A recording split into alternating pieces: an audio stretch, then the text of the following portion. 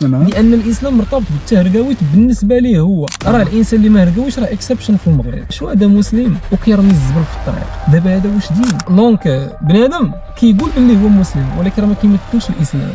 مرحبا بكم في قناه الجليتش، ما تنساوش تابوناو، دعمونا باللايك، نكملوا الفيديو. الجليتش، واش شنو كيبان لك السبب الالحاد الشباب في المغرب؟ الحد في المغرب؟ صراحه انا عندي واحد الصديق ديالي ملحد، كنعرفو شخصيا، كنتناقش معاه، وهو خاف بزاف ديال كيحاول يدخل معايا في نقاشات عقليه، وانا كنتجنب هذا الشيء هذا لانني عارف ان المساله ماشي عقليه ولا ديال النقاشات. السبب هو انني كنشوفو عنده مشكل مع الرقاوه. ودابا فور اكزامبل، ها انت دابا شحال نسبه المسلمين في المغرب؟ تقدر تجاوز 97%، تقدر تفوتها كاع 90%، المهم فوق 90%. هذا الشيء كنعرفوه، كلنا عارفينه، كاين احصائيات كياكدوا هذا الشيء. وشحال النسبه ديال الهرقاوه في المغرب؟ باش نكونوا متفقين وما نكذبوش على بعضياتنا، اغلبيه راه صراحه. الانسان اللي ما هرقاويش راه اكسبشن في المغرب. دونك هاد الدري صاحبي ربط ما بين الاسلام والتهرقاويت، دونك هو ضد الهرقاوه، راه نورمالمون غيكون ضد الاسلام، ضد الاسلام. لان الاسلام مرتبط بالتهرقاويت بالنسبه ليه هو. واغلب الملحدين في المغرب راه السيم، اغلب الملحدين في الشرق الاوسط السيم، كيقول اواه شو هذا مسلم وكيرمي الزبل في الطريق، دابا هذا واش دين؟ دونك كيربط ما بين الفعل ديال واحد الانسان بالمعتقد ديالو، وهذا غلط. لانني انا فاش كنجي للاسلام مثلا كيامرني بالصدق، الصدق في العهود، الامانه، الحسن ديال الخلق، البر بالوالدين.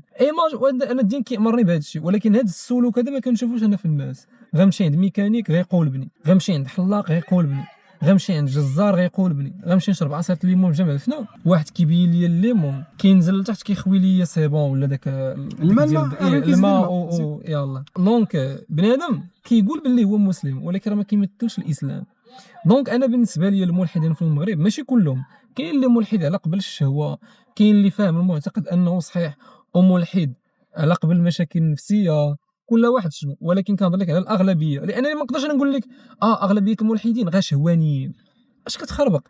راه خاصك اصاحبي تناقش بواحد المنطق وبواحد العقلانيه، فهمتي؟ كل حاجه عطاها وزنها. اكزاكتلي. دونك انا بالنسبه لي اغلب الملحدين في المغرب ملحدين بالاسلام الفيك، بالاسلام المسخ اللي كيعطيوه لنا هاد الناس، فهمتيني؟ ولكن الا عطى فرصه واحده يقرا على الاسلام الحقيقي بتجرد، غيفهم انه الدين الحق، وغيفهم باللي راه ما عنده حتى شي علاقه بالاسلام اللي واضح لينا في الصور اللي تسوق ليه اللي كنشوفوه في بعضياتنا، ان كيجي شي واحد كيدخل لك في حياتك. ديك الهضره راه كاين بوزبال في المغرب. دونك وبالنسبه لي انا التهرقاويت ما مرتبطاش غير بالاسلام، راه حتى بالناس الاخرين. مثلا كتلقى ملحد حتى هو كيرمي الزبال وداكشي، ما غاديش نقول لك هذا ملحد الحاد خايب لانهم داير هكا، فهمتي؟